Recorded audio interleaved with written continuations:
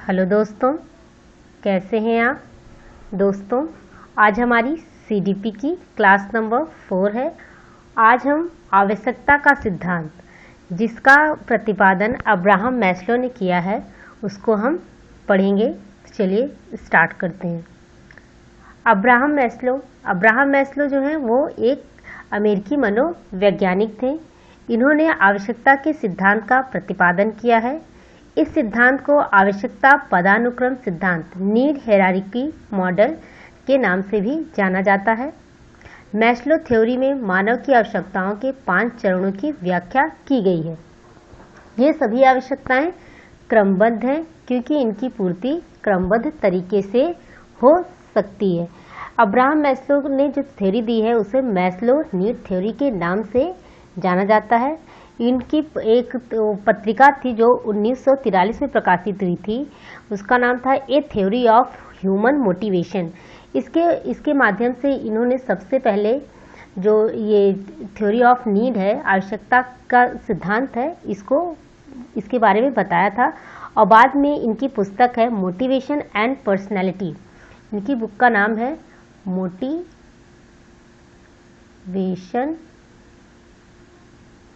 And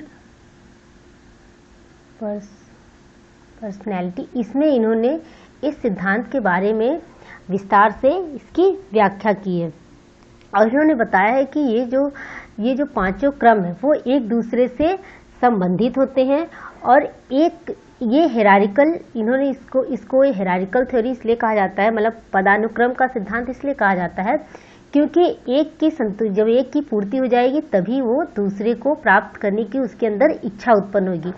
बिना पहले चरण को प्राप्त किए उसको दूसरे चरण की अनुभूति नहीं हो सकेगी।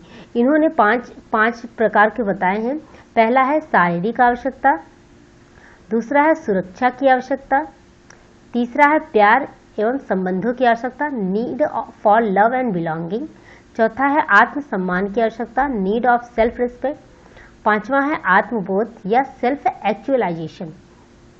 इनका कहना है कि जब ये मतलब पूरे जीवन में मनुष्य इन्हीं आवश्यकताओं की पूर्ति करता रहता है, पूरा जीवन व्यक्ति इन्हीं आवश्यकताओं के लिए अपना व्यतीत कर देता है। तो हम एक एक करके इन सभी आवश्यकताओं के पद को समझेंगे। आज पहला है हमारा शारीरिक आवश्यकता। शारीरिक आवश्यकता क्या है, चलिए देखते हैं।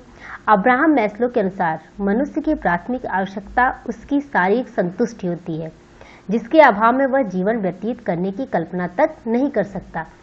अब्राहम मैस्लो का कहना है कि जो मनुष्य है उसकी सबसे पहली आवश्यकता ये होती है कि वो अपनी शारीरिक आवश्यकताओं की संतुष्टि करे, क्योंकि अगर जिसके बिना व्यक्ति अपने जीवन की कल्पना नहीं कर सकता।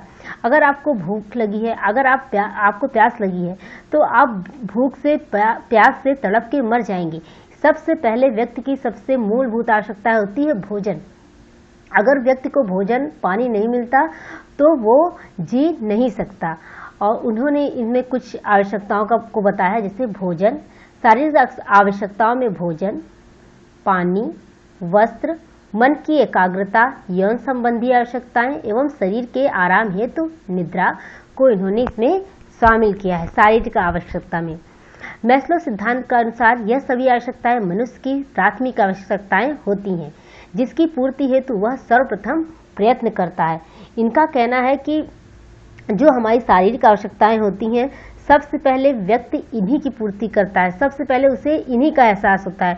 छोटा बच्चा भी होता है, आप देख लीजिए, छोटे बच्चे को भी सबसे पहले भूख प्यास लगती है, उसे और किसी चीज से मतलब नहीं है, कपड़े से मतलब नहीं है और लेकिन सबसे पहले उसको अपनी भूख और प्यास, उसको इन्हीं दोनों चीज़ों का एहसास सबसे पहले होता है। इस चरण को पार करने के बाद ही उसे दूसरे चरण की अनुभूति होती है। मतलब जब उसकी शारीरिक आवश्यकताएं, जब मनुष्य की शारीरिक आवश्यकताओं की पूर्ति हो जाएगी तभी वह दूसरे चरण की ओर बढ़ेगा। दूसरा चरण क्या है? सुरक्षा की आवश्यकता, सेफ्टी नीड। मैस्लो के सिद्धांत के अनुसार जब व्यक्ति की प्रथम चरण की आवश्यकता की पूर्ति हो जाती है तब उसे अपने अस्तित्व की चिंता होने लगती है। वह अपने अस्तित्व की महत्ता को जानने लगता है, जिस कारण वह अपने जीवन मृत्यु के संबंध में सोचने लगता है। जब व्यक्ति की पहली आवश्यकता की पूर्ति हो जाती है, तब वो सोचता है कि अब मैं इसे कैसे सुरक्षित रखूं। मतलब अगर मान लीजिए मुझे आज भोजन नहीं मिला, अगर आज उसको भोजन मिल गया, अगर उसे कल भोजन नहीं मिला तो वो मर जाएगा। तो वो सोचता है कि सुरक्षा की जाए, उन चीज़ों की सुरक्षा की जाए जो जो जो मुझे जीवित रख सकती हैं। साथ ही साथ अपने शरीर की भी सुरक्षा करना उसका दूसरा, जब वो उसका पेट भर जाएगा तब वो चीज़ों की सुरक्षा के बारे में सोचने लगता है। वो सोचेगा कि हमारा भोजन का जो तरीका, जहाँ से हमें भोजन मिल रहा है वो चीज़ें वो सुरक्षित रखे, उसका घर सुरक्षित रहे, उसको हमेशा पानी मिलता रहे, तब वो उन चीज़ों की सुरक्षा करने लगता है। तब वो सोचने लगेगा कि अगर मुझे जो मेरी शारीरिक आवश्यकताएं हैं उनकी पूर्ति नहीं होगी तो मैं मर जाऊंगा। तो वो क्या करेगा, उन चीज़ों की सुरक्षा करेगा जो उसके लिए, उसके जीवन के लिए जरूरी है। उसको अपने जीवन में स्थिरता बनाए रखने के लिए जिन चीज़ों की आवश्यकता है वो उनको सुरक्षित करने लगेगा। यही है, अपने जीवन को स्थिरता प्रदान करने के लिए उसे इस दूसरे चरण की आवश्यकता महसूस होती है। तब उसे यह महसूस होगा कि अगर मैं इस अपनी जो शारीरिक आवश्यकताएं हैं उनकी पूर्ति नहीं करूंगा, वो अगर मुझे निरंतर नहीं मिलेंगी तो मैं मर सकता हूं। तब वो सोचेगा कि अब पहली आवश्यकता पूर्ति होने के बाद वो सुरक्षा की आवश्यकता को महसूस करेगा। वो सोचेगा कि मुझे जैसे पानी, कपड़ा, रोटी, मकान, ये सब चीज़ें मेरी सुरक्षित रहे, ये मुझे हमेशा मिलती रहे। ऐसा नहीं कि आज मिल गई अब कल मैं भूखों मर जाऊं, ऐसा नहीं। अब वो जब उसका आज पेट भर गया तो अब वो कल के लिए उसको जोड़ना स्टार्ट करेगा। जब इस सुरक्षा की आवश्यकता की पूर्ति हो जाती है तब वो तीसरे चरण में आता है। तीसरा चरण क्या है? प्यार एवं संबंधों की आवश्यकता, need for love and belonging. सुरक्षा की आवश्यकता की पूर्ति हो जाने के पश्चात मनुष्य प्यार एवं संबंधों की आवश्यकता की पूर्ति हेतु क्रियाशील हो जाता है। जब उसकी सुरक्षा की आवश्यकता पूरी हो जाएगी तो वो सोचेगा कि अब भाई उसको अपने जीवन में रहना, पूरी दुनिया में रहना है, तो उसकी कई आवश्यकताएं होती हैं, तो वो उन आवश्यकताओं को अकेले पूर्ति उसकी नहीं कर सकता। जैसे मान लीजिए कि आपको भूख लगी है, तो आप भूख लगी है तो पहले तो होता था कि लोग जंगल में रहते थे, जंगल में है तो जानवरों का भी डर रहता था। जब तो वो सोचने लगा कि अगर हम कुछ लोग एक साथ रहेंगे तो हमें कुछ कम डर लगेगा, हमें जानवरों से कम भय रहेगा, वो भी हम उन्हें जब ग्रुप में रहेंगे तो हम उनका सामना कर सकते। तो इसलिए उसने संबंधों की आवश्यकता महसूस की, जिस कारण वह अपने परिवार का निर्माण करता है। वो समझ जाता है कि वो अकेले अपना जीवन यापन नहीं कर सकता। या जब वो कृषि में भी आया, जब उसने खेती करना स्टार्ट किया मनुष्य ने, तो भी उसे अपने कृषि कार्य में करने के लिए कई लोगों की आवश्यकता पड़ी। कृषि कार्य अकेले इंसान नहीं कर सकता, तो उसे लगा कि अगर हम कई लोग रहेंगे तो मिल के काम करेंगे तो हम ज़्यादा उत्पादन करेंगे और अच्छे से रह सकते। तो इसीलिए उसने विभिन्न प्रकार के संबंधों की स्थापना की, जैसे पत्नी, भाई, बहन, दोस्त। वो धीरे धीरे अपने इन प्रकार के संबंधों को स्थापित करने लगा, ताकि उसकी जो शारीरिक आवश्यकता, फिर उसकी सुरक्षा हो गई। फिर उसने सोचा कि हम जो और भी मेरी आवश्यकताएं हैं उनको हम अकेले करेंगे तो हमें प्रॉब्लम होगी, लेकिन अगर हम यही कार्य मिलकर करेंगे, कई लोग मिलकर करेंगे तो हमें आसानी होगी। इसलिए उसने अपने संबंधों का निर्माण किया। सुरक्षा की आवश्यकता की पूर्ति के पश्चात ही वह इस चरण की ओर क्रियाशील होता है। मतलब जब उसकी सुरक्षा की आवश्यकता पूर्ण हो जाती है तभी वह इस चरण पे आता है। मतलब जब उसको ये कंफर्म हो गया कि अब मुझे खाना रोज मिल सकता है, तो वो देखेगा कि मान लीजिए उसने कृषि किया, तो अब वो देखेगा कि आज तो मैं अकेले मतलब खाना पा गया, लेकिन अब कल मैं इसे नहीं पाऊंगा, या मुझे सुविधा होगी अगर हम कई लोग रहेंगे, मिल के रहेंगे। जो हमारे जीवन की आवश्यकताएं होती हैं उन्हें हम अकेले नहीं कर सकते, तो इसलिए उसे प्यार एवं संबंधों की आवश्यकता महसूस हुई। अब इसके बाद प्यार एवं संबंधों की आवश्यकता के बाद उसका चौथा जो उसकी आवश्यकता होती है वो है आत्मसम्मान की आवश्यकता। अब उसने अपनी शारीरिक सुरक्षा कर ली, अपनी जो आवश्यकताएं हैं उनकी सुरक्षा कर ली, जो उसकी बेसिक नीड्स हैं उनकी सुरक्षा की, अपने शरीर की सुरक्षा कर ली, अपने जीवन की सुरक्षा कर ली, उसने प्यार एवं संबंधों को भी बना लिया। तो अब इसके बाद क्या होगा? अब वो चाहेगा कि मुझे सम्मान मिले, लोग मुझे सम्मान की दृष्टि से देखें, लोग मुझे प्यार करें। तो इसके लिए उसने आत्मसम्मान की आवश्यकता महसूस की। प्यार और संबंधों की आवश्यकता की पूर्ति हो जाने के पश्चात उसे समाज में गौरवपूर्ण तरीके से जीवन यापन करने हेतु आत्मसम्मान की आवश्यकता महसूस होती है। जब व्यक्ति का पेट भर जाएगा, जब व्यक्ति के रिश्तेदार जो हैं वो मतलब यार दोस्त जो हैं उसके, जब वो सब उसे मिल जाएंगे, तब वो सोचेगा कि लोग मुझे सम्मान दें। गौरवपूर्ण तरीके से वो जीवन यापन करने की इच्छा उसके अंदर आएगी, जिस कारण वह एक गौरवपूर्ण पद प्राप्त करने और दूसरों से अपनी एक अलग पहचान बनाने अर्थात खुद को विशिष्ट दिखाने की आवश्यकता की पूर्ति करने का प्रयास करता है। तब वो सोचेगा कि लोग मुझे सम्मान दें, लोग मुझे आदर के साथ देखें। तो वो क्या करेगा, फिर उसमें लगेगा उसे कि मैं अपनी एक अलग पहचान बनाऊं, मैं दूसरों से अलग बनूं, दूसरों से विशिष्ट बनने की उसके अंदर इच्छा उत्पन्न होगी, जिस कारण समाज के सभी लोग उससे प्रेम पूर्वक व्यवहार करें एवं उसका आदर करें। अगर सब लोग एक ही तरह के रहेंगे, एक ही तरह के लोग रहेंगे तो आपको सम्मान नहीं मिलेगा। जब आप दूसरों से कुछ अलग करेंगे तभी आपको सम्मान मिलेगा, तभी आपका जीवन गौरवपूर्ण होगा। तो इसलिए वो क्या करता है, दूसरों से अलग, दूसरों से विशिष्ट होने की कामना करता है। और इसके बाद आत्मसम्मान की आवश्यकता की पूर्ति होने के बाद वो 5वें चरण पर पहुंचता है। 5वें चरण पर बहुत कम ही लोग पहुंच पाते हैं, जो है आत्मबोध, सेल्फ एक्चुअलाइजेशन। मैस्लो के सिद्धांत के अनुसार आत्मबोध मनुष्य की आवश्यकताओं का अंतिम चरण है। इनका कहना है कि यह मनुष्य की आवश्यकताओं का अंतिम चरण है। इनके अनुसार मनुष्य को आत्मबोध तब होता है जब वह अपने चारों चरणों की पूर्ति कर लेता है। जब उसकी शारीरिक आवश्यकताओं की पूर्ति हो गई, उसकी सुरक्षा हो गई, उसके जीवन की सुरक्षा हो गई, उसने अपने यार दोस्त बना लिए, अपना जो प्रेम की भावना है उसकी संतुष्टि कर ली, उसने अपनी जो आत्मसम्मान है उसने वो प्राप्त कर, तब वो आत्मबोध की तरफ बढ़ता है। इसमें व्यक्ति अपनी आंतरिक शक्तियों को जान लेता है एवं उसे आंतरिक संतुष्टि की प्राप्ति हो जाती है। आत्मबोध अर्थात आत्मा को जानना, सांसारिक कटुता एवं सत्यता को पहचान लेना ही आत्मबोध है। ये कहते हैं जब उसके पहले के चारों चरणों की पूर्ति हो जाती है, तब मनुष्य में आत्मबोध की इच्छा उत्पन्न होती है। तब वो सोचेगा, जब सब कुछ वो प्राप्त कर लेगा, अंत में जब इंसान सब कुछ प्राप्त कर लेता है, उसे सब कुछ पता चल जाता है, तब उसे अपनी आत्मा की आवश्यकता महसूस होती है कि वो अब स्वयं को जाने कि उसका जन्म क्यों हुआ है, वो क्यों आया है, वो क्या करना चाहता है। संसार की कटुता एवं सत्यता को पहचान लेगा और खुद के बारे में, जो खुद की आत्मा के बारे में सोचेगा, खुद के शरीर के बारे में नहीं सोचेगा, वो अपनी आत्मा, अच्छाई बुराई इन सब को पहचानने की कोशिश करेगा। मैस्लो का कहना है कि ये जो 5वीं आवश्यकता होती है, इसमें बहुत कम लोग ही पहुंच पाते हैं।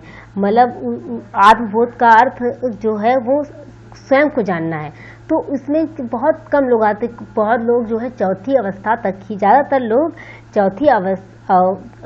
चौथे चरण तक ही रह जाते हैं। प्रथम चरण को प्राप्त करने के बाद ही उसमें अभिप्रेरणा आती है कि वह दूसरे चरण को प्राप्त करे, और इसलिए उसे आवश्यकता पदानुक्रम सिद्धांत कहा जाता है। मतलब इसे आवश्यकता पदानुक्रम सिद्धांत क्यों कहा जाता है, क्योंकि जब वो पहला चरण प्राप्त कर लेगा तभी उसमें दूसरे चरण को प्राप्त करने की आवश्यकता महसूस होगी। उससे पहले वो ये नहीं सोचेगा कि मुझे ये सुरक्षा, जब तक उसकी शारीरिक जरूरतें पूरी नहीं होंगी तब तक वो सुरक्षा की जरूरत को महसूस ही नहीं करता। भाई उसे अभी तो खाने की जरूरत है, अभी तो वो अपने लिए भोजन की व्यवस्था कर रहा है आज की, तो वो कल के बारे में कैसे सोचेगा।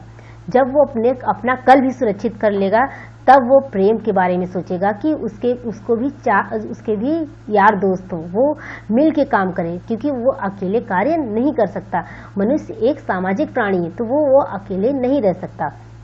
तो फिर जब उसके दोस्त हो जाएंगे, फिर उसके बाद उसका क्या होगा, उसको आत्मसम्मान, तब वो सोचेगा कि मुझे कुछ लोग अलग समझे, लोगों से, औरों से मुझे अलग समझे, मुझे सम्मान दें।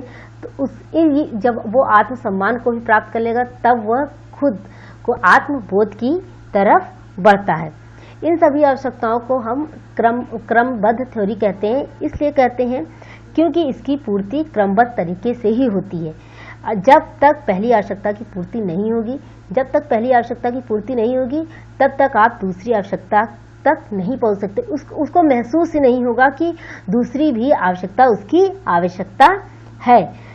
इन 5 आवश्यकताओं की पूर्ति करने हेतु तो मनुष्य जो है वो जीवन पर्यंत लगा रहता है। मैस्लो के अनुसार वो कहते हैं कि इन्हीं 5 आवश्यकताओं की पूर्ति करने के लिए मनुष्य जीवन भर प्रयत्न करता रहता है। तो ये बहुत छोटी सी थ्योरी थी, ये अब्राहम मैस्लो की आवश्यकता का सिद्धांत था। अब हम इस पे आधारित कुछ प्रश्न देखेंगे कि प्रश्न कैसे पूछे जाते हैं एग्जाम में। तो हमारा पहला प्रश्न है, आवश्यकता के सिद्धांत का प्रतिपादन किसने किया है? ऑप्शन है कोलबर्ग, दूसरा स्किनर, तीसरा मैस्लो और चौथा प्याजे। ये तो बताने की जरूरत नहीं है, मैस्लो आवश्यकता के सिद्धांत के प्रतिपादक है। और दूसरा प्रश्न है, शिक्षकों को अब्राहम, टाइपिंग मिस्टेक है ये, अब्राहम मैस्लो की आवश्यकता के पदानुक्रम से परिचित क्यों होना चाहिए? मतलब कि शिक्षकों को आवश्यकता का सिद्धांत क्यों पता होना चाहिए, ये पूछ रहा है। तो पहला ऑप्शन है, छात्रों के विकास के चरण कुछ विषयों में सफल होने की उनकी क्षमता का निर्धारण कर सकते हैं। दूसरा ऑप्शन है, सामाजिक और भावनात्मक विकास छात्रों को अपने साथियों के साथ सहयोग करने की क्षमता को प्रभावित कर सकता है। तीसरा ऑप्शन है, ये चरण निर्धारित करते हैं कि छात्र शैक्षणिक रूप से सफल होंगे या नहीं। चौथा ऑप्शन है, छात्रों के जीवन में कमियां उनकी शैक्षणिक सफलता को प्रभावित कर सकती हैं। पहला ऑप्शन, छात्रों के विकास के चरण कुछ विषयों में सफल होने की उनकी क्षमता का निर्धारण कर सकते हैं। ऐसा नहीं है, क्योंकि अगर मान लीजिए व्यक्ति को अगर शारीरिक आवश्यकताएं की पूर्ति हो गई, अगर सुरक्षा उसे मिल गई, तो अगर उसे आत्मसम्मान, उसके पास लोग नहीं है तो जरूरी नहीं है कि वो उसकी जो शैक्षणिक कार्य है वो उसमें पिछड़ जाएगा। ये इसका निर्धारण नहीं करते। सामाजिक और भावनात्मक विकास छात्रों को अपने साथियों के साथ सहयोग करने की क्षमता को प्रभावित कर सकते हैं। ऐसा नहीं है कि सामाजिक और भावनात्मक विकास जो है, ऐसी कोई बात अब्राहम मैस्लो नहीं करते हैं कि सामाजिक और भावनात्मक विकास छात्रों को कुछ दिक्कत महसूस करेंगे साथ अपने सहपाठियों के साथ संबंध बनाने में, ऐसा वो नहीं करते। ये चरण निर्धारित करते हैं कि छात्र शैक्षणिक रूप से सफल होंगे या नहीं। ऐसा नहीं है, ये चरण निर्धारित नहीं करते कि छात्र शैक्षणिक रूप से सफल होंगे या नहीं। इसमें बुद्धि की बात नहीं की गई। इसमें ये नहीं कहा गया है कि अगर किसी की आवश्यकता की पूर्ति नहीं होती तो वो शैक्षणिक रूप से पिछड़ जाएगा। चौथा ऑप्शन है, छात्रों के जीवन में कमियां उनकी शैक्षणिक सफलता को प्रभावित कर सकती। हाँ, अगर छात्र के जीवन में कुछ कमी है, तो अगर मान लीजिए उसे भोजन नहीं मिल रहा है तो वो कैसे पढ़ेगा? इसी अब्राहम मैस्लो की ही थ्योरी पर आधारित है मिड डे मील योजना, जो 1995 में आई थी। अब उसका नाम पीएम पोषण योजना है। इन्हीं की थ्योरी है कि आवश्यकता के सिद्धांत पर ही ये मिड डे मील योजना आधारित है। क्योंकि अगर छात्र का पेट नहीं भरा है तो वो पढ़ने के विषय में नहीं सोचेगा। खाली पेट दिमाग की बत्ती नहीं जलती। तो जब तक इंसान छात्र की बेसिक नीड्स का नहीं फुलफिल होंगी तब तक वो शिक्षा के बारे में नहीं सोच सकता। तीसरा प्रश्न है, अब्राहम मैस्लो के अनुसार निम्न में से कौन सी शारीरिक आवश्यकता है? भोजन, निद्रा, जल, उपयोग सभी। तो भोजन भी शारीरिक आवश्यकता है, निद्रा भी शारीरिक आवश्यकता है, जल भी, पानी भी। ये हमारी बेसिक नीड्स हैं। ये इन्हें हम शारीरिक आवश्यकता, मैंने पहले चरण में प्रथम चरण की ये आवश्यकता है। प्रथम चरण में शारीरिक आवश्यकता आती है, तो ये ऑप्शन हो गया हमारा सही, उपयुक्त सभी। और चौथा प्रश्न है, मैस्लो के अभिप्रेरणा सिद्धांत को क्या कहा जाता है? मतलब मैस्लो के अभिप्रेरणा सिद्धांत का दूसरा नाम क्या है? पहला ऑप्शन है शारीरिक सिद्धांत, दूसरा ऑप्शन है दृढ़ इच्छा शक्ति का सिद्धांत, तीसरा ऑप्शन है आवश्यकता का सिद्धांत, चौथा ऑप्शन है शिक्षण का सिद्धांत। शारीरिक सिद्धांत तो नहीं है, शारीरिक आवश्यकता है उनका। पहली जो आवश्यकता है वो शारीरिक आवश्यकता है, लेकिन सिद्धांत शारीरिक सिद्धांत नहीं है। दृढ़ इच्छा शक्ति की भी उन्होंने कोई बात नहीं की है। आवश्यकता का सिद्धांत है, उन्होंने नीड, थ्योरी ऑफ नीड है। मतलब इसे अभिप्रेरणा का सिद्धांत क्यों कहा जाता है? क्योंकि ये प्रेरित करता है। जब आपकी पहली जो आवश्यकता है वो फुलफिल हो जाएगी तो आप दूसरी आवश्यकता की तरफ, वो आपको पहली आवश्यकता की पूर्ति आपको दूसरी आवश्यकता की तरफ ढकेलेगी, आपको प्रेरित करेगी कि आप दूसरी आवश्यकता को प्राप्त करें। जब आपकी दूसरी आवश्यकता की पूर्ति हो जाएगी तब वो आपको प्रेरित करेगी कि आप तीसरी आवश्यकता की पूर्ति करें। इसलिए इसे अभिप्रेरणा का सिद्धांत भी कहा जाता है। अब 5वां ऑप्शन है, मैस्लो के सिद्धांत के अनुसार सबसे अंतिम चरण कौन सा है? आत्मबोध, सुरक्षा की आवश्यकता, प्यार एवं संबंधों की आवश्यकता या आत्मसम्मान की आवश्यकता।